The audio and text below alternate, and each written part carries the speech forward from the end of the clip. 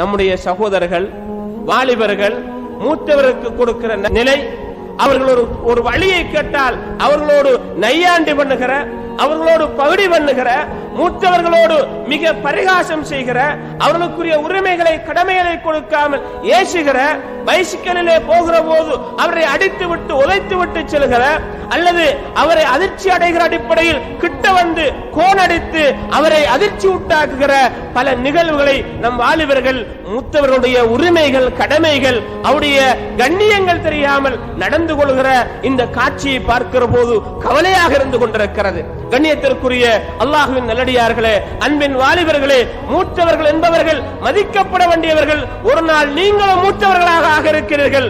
உங்களுக்கு அந்த வயது வரை இருக்கிறது. யார் எதை செய்கிறாரோ அதுபோல அவர் பின்னால் நடத்தப்பட்டு விட்டால் அல்லாஹ் பாதுகாக்க வேண்டும் உங்களுடைய நிலையை. எனவே நாம் அதனை பயந்து மூத்தவர்களோடு பாதையில் செல்கிற போதும் ஏனைய இடங்களிலும் அவர்களுக்குரிய உரிமைகளையும் கடமைகளையும் கொடுப்பதற்கு நாம் கடமைப்பட்டவர்களாக இருந்து கொண்டிருக்கிறோம்.